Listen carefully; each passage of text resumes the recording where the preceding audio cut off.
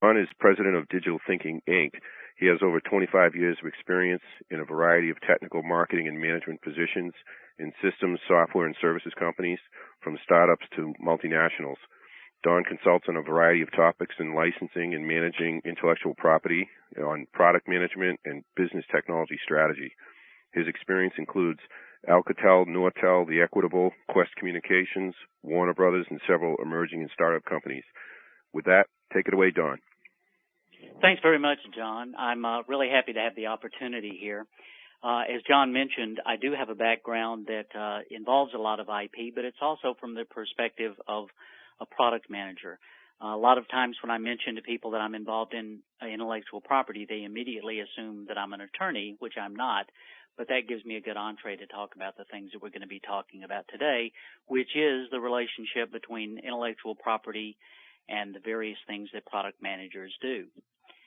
I'm going to mention right off the bat that the presentation, the recorded work, and if any of you are interested in it, the actual PowerPoint slides are being published under a Creative Commons license, which allows you to copy it.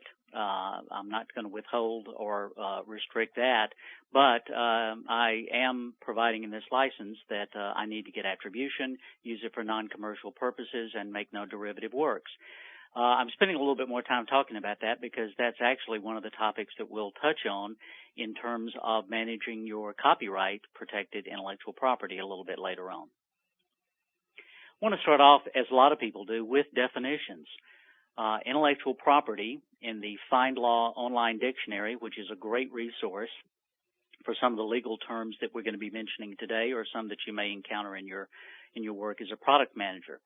Intellectual property is property that derives from the work of the mind or intellect.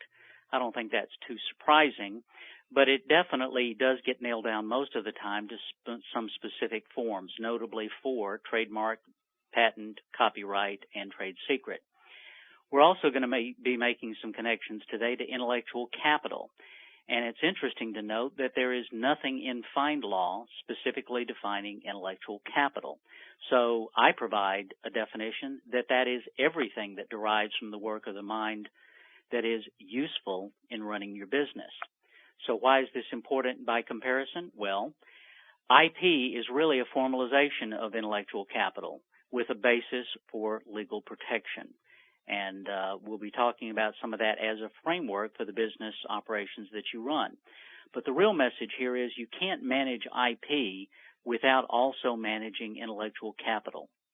And that is largely because choosing which of your intellectual capital to formalize in a specific form of intellectual property is a part of what I believe is a product manager's job, given the sort of 360-degree perspective, or CEO of the product line, as some people refer to, the broader model of product management. So let's also define product management, and of course this varies with the size and stage of a company.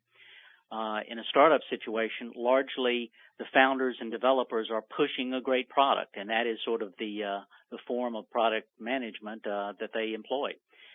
A little later, but still in an early stage, the sales and marketing start engaging the customer base. Obviously, product management starts balancing out to get customer impact, market impact, and things like that. As the company starts growing and moves onto the path for profitability, they get a lot more interested in the sort of third arm of the equation, and that is how do we make that market input and the design input from our engineers and designers work out well as a business. Finally, when we get to the fourth stage that I refer to as the established or sustaining business, then product management probably becomes a strategic approach. You start getting people that are titled either product managers or something similar, and some sort of a product management process becomes a part of the operation involving many inputs. And as I mentioned, the 360-degree perspective if you employ the model that I talk about a lot. So what should this balanced product management look like? Well, in the illustration I have here, it is a sort of a balance, a three-way balance between market-driven product, design-driven product, and the rigors of business execution, all tied together with this strategic integration. A lot of people have tried to figure out how to take